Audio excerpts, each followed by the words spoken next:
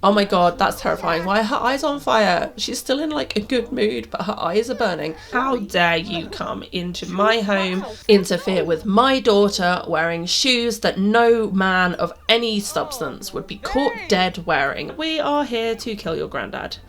Cool. That sounds fine. The only thing in The Sims that is as big as this plant are the coffee tables and the bedside tables. Hello from the void, it's Rose. Welcome back to my channel and the apocalypse. In our last episode, Kyrie went to prom and Eden knows. She is waiting at home to destroy her daughter on her return. Kyrie basically went, screw it. She stayed out all night the night before with young, what's his name, Nerium. And then she went to the prom with him, and now she's going to have to come home and face the music. So we are going to be playing through the consequences of that. I anticipate yelling. I also anticipate we might finish Strangerville today, because I think I'm going to delete the extra week of teenagerdom that all the teens got given with one of the updates, because frankly I don't want it, which means we're basically possibly even going to see young adult Kyrie in this episode. She might move out, who knows? Let's go see how far we get. Eden and Callow are just getting home from Henford, and they are shortly about to discover that Kyrie is not there. Now, Kyrie wasn't allowed to go to the fair because she was very, very naughty yesterday and didn't come home all night, and Eden couldn't get her to say where she was. We know she was out with a boy, but at the moment, Eden is just playing with knives and definitely slightly dissociating. She's like, I'm very playful. I'm not at all cross with my wayward daughter who's just wandered in at 2 a.m. giddy from the prom, and it is time for the showdown. Eden is going to want to know where Kyrie's been and who she's been with. She is absolutely going to be grounded from leaving the house under any circumstances. I think for Eden, definitely she knows there's someone else involved. She's like, tell me what's happening and like maybe I'll go easy on you. And Kyrie's like, no, it's not about anyone else. It's about me. I'm a grown up now. I want to go places. I want to see things. You can't keep me prisoner forever. And Eden would say, I'm not keeping you prisoner. I'm keeping you safe. Have you seen the world? But here's the thing. They haven't. She hasn't seen any of the world because they're so sheltered. And if you ask any hormonal teenager what's preferable, being locked in forever, safe with their mum, or out in a world that hasn't seemed particularly dangerous to them with a boy that's making them have feelings, they're going to make stupid choices. And to speed up the consequences of those stupid choices, I'm taking 7 days that were added to each of their lifespans away. I have added them onto other life states, so I'm not like killing them sooner or anything. I just don't want teenagers for 3 weeks. And then we are going to have Eden switch her attentions to her currently most obedient child, which is, of course, Callow. Callow's actually been working on his handiness because he quite likes that. And he's definitely still planning his escape on the inside, but he's probably learnt something from his sister, which is don't be openly rebellious. Do what you're meant to be doing and then you'll get given some leeway. And Kyrie's gone the other way, which is she's stopped just doing the thing she's meant to do. Although she is scrubbing the toilet because I did make her. I figured Eden would force her to do it because normally Kyrie gets away without doing the gross tasks because she's squeamish, like her brother covers for her, but no. Today, Kyrie, you will clean the toilet because you are being punished. Also, I find it funny because you hate it so much. Anyway, side note, I did finally manage to get an obsidian egg from the farmer's market. It wasn't enough to get, like, I couldn't hatch it into an obsidian chicken, but I am just going to see what happens if you make obsidian eggs and bacon. And I think it maybe makes your sim angry, which kind of suits. Like, Eden's in a surprisingly good mood. There must be a buff in this house that just makes people playful. Like, oh my god, that's terrifying. Why are her eyes on fire? She's still in like a good mood, but her eyes are burning. But Kyrie's definitely trying to reason with her mum. Surely it's not that big of a deal. I can still do all of my chores. Like, I clean the toilet because I'm good, and look, I'm gonna look after my chickens. But you could just let me out into the world a little bit more. Let me go and learn things and make some mistakes. And, you know, I don't think it's as bad as you're making out. And Eden's like, nope. You don't know what you're talking about. Now let me scan around this place for some bugs, because if we are going to go do Strangerville, I need to ramp up her paranoia, and we'll just let Kyrie sob. She's so sad. She's so sad. She's just making flowers and crying into them, which honestly, the like subtitle, the tagline for Gen 2 of Poison Garden is sweetness and tears. So kind of works, doesn't it? All right, I am also, just while I think of it, gonna sell everything that we have in our inventories and like pass on. Oh, she's crying in bed, poor baby. Pass on all the things I want Kyrie to like carry on from Eden, because otherwise I just know I'll forget. I always do. Every generation change. Nerium! The ghoul! What are you doing here? Eden is like, who are you? What are you doing here? And Callow's like, oh yeah, he's here to see me. He bought me a present. I mean, apparently he did bring Callow a present. That is super weird. But I'm going to take this as Callow like covering for his sister. But Eden is having none of it. She's like, who are you? Why are you here? Why have you got a bag on your head? You look like an idiot and you must be one to come here to my house and mess with me.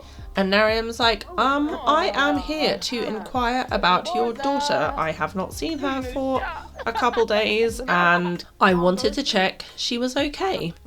And Eden is like, my daughter is fine and she will be even better when you are out of her life. How dare you come into my home, interfere with my daughter wearing shoes that no man of any substance would be caught dead wearing. I mean, you can't even labour in those shoes. They just flop right off. You're clearly a spoiled little idiot. So I suggest you leave now and never come back. Never darken my door. Never darken my daughter. That sounds weird, but you get the picture. And for now, Nerium has been turned away. Kyrie slept through all of that, but I am sure her brother will fill her in. In the morning, he is awake. Everyone is awake. And Kyrie's like, okay, I guess we're going to have to talk about this. So, I guess we're doing burning eyes again. It's time. Kyrie is asking Eden what she thinks of Nerium. And what does Eden think of Nerium? Nerium and I are enemies. Never mention his name again. I mean, subtle as ever, Eden, and probably the exact wrong thing to say to your daughter right now. Kyrie's attitude is probably going to be, how can he be your enemy? You've met him one time ever. Not everyone is your enemy. Not everyone is out to get you. You're so self-centered. Yes, the world you knew ended, but we don't have to live like this. Why do we have to live like this? And Eden's like, I don't have to explain myself to you. You are a child. You know nothing. You met him how many times before you decided that you were going to disobey all of my rules and see him? To which Kyrie's response is just to walk out. She's leaving. Oh my god, my cow plant came back! Forget important storytelling moments. I'm excited. We have a cow plant again. But yeah, Eden thinks that Kyrie's just gonna like come crawling back at some point, and she's thinking, well, do you know what, if we're being drastic today, why don't I go talk to my son, who has been very helpful and well behaved lately, and why don't we go try and finish up something that, you know, should be fine. This should definitely be fine. And if Kyrie happens to come back while we're gone and worry about us, so much the better. She'll learn something from this process. So we're gonna take Callow and we're going to go do Strangerville. Now, I think we're going to take Erwin with us, and I guess that other random lady we vaccinated, although I think their vaccines have run out. And I guess Eden would probably want to, like, tell Erwin not to tell Callow anything. But I'm not sure if we're going to get through this without Callow realising who Erwin is in relation to him. He didn't seem to enjoy being vaccinated. Also, Callow kind of like low-key has no idea what's going on, because Eden's just like, there's something we need to do, I'll explain it as we go, but for now, just know that you need this vaccine, and please don't touch the plants. The plants are bad. Okay, we've vaccinated this woman. Okay, she's called Crystal. Crystal is apparently terrified, and it's probably time to tell Callow some information. She's like, so don't freak out, but my dad was a scientist here. He may have trapped an evil plant, which then devoured him, assumed his consciousness, and caused the apocalypse. And Callow's like, sounds fake, but okay, I guess. Why are we here? She's like, we are here to kill your granddad. Cool. That sounds fine. All right, let's go. And if you want to know who these random people are, they are not important to you whatsoever. Callow's like, you look a lot like my sister. Erwin's like, how dare you? I have no children. I would never procreate. It's what the government wants from us. And Callow's like, no, I'm telling you, you look a lot like my twin sister. Are you my dad? And Erwin's like, I'm just a guy with a colander on his head. And we got a plant to fight. So let's talk about this later, maybe. Yeah, cool. This is all fine. Right. Fight the mother plant with everybody. Let's go. Let's do this. Let's run. Honestly, this plant is so big. I know, obviously, it's meant to be huge. It's like the final boss of this entire expansion pack, but you cannot get it like in shot. Mega spray. That sounds dirty. The only thing in The Sims that is as big as this plant are the coffee tables and the bedside tables. Like, everything else is just a normal size, but this plant and those tables, huge, huge. That is a lot of Ghostbusters looking goop. It looks like we're doing okay. The health is coming down. But we've got some like zombie looking guys. Oh, we can make people fight them. Erwin, go fight that old man. That seems like a fair fight. I'm not going to have Callow do any fighting in case it's damaging to them. I'm kind of like, I'm not hoping Eden dies. I don't want her to die, but it would be, oh my god, is Owen dead? Did we kill him? Oh my god, he's an elder. I hadn't realised he's an elder. Okay, no, he's just unconscious. We can revive him. But no, it would kind of be symbolic if Eden died. But I'm not going to kill her. I don't think. We'll wait till the fight is over. We'll see how it goes. For now, we're making some good progress. I don't know why I thought it was going to be so difficult. It's not like Sims 4 is a combat game. But in my head, I was like, I need at least 10 vaccines because otherwise we might lose. I don't think we're going to lose. I think we're going to win. Although I don't know if Crystal just beat that. No, Crystal has face planted. We might send Callow over to look after her because he's definitely more empathetic than his mum. And we've only got a tiny bit of plant health left. So Eden's definitely in the mind frame of, take that, evil plant, for killing my dad. I'm killing my dad. What's left of him that is a plant. I don't know what's happening, but I think that is the death thrash of a beaten mean green mother from out of space. I mean blue, but you get it.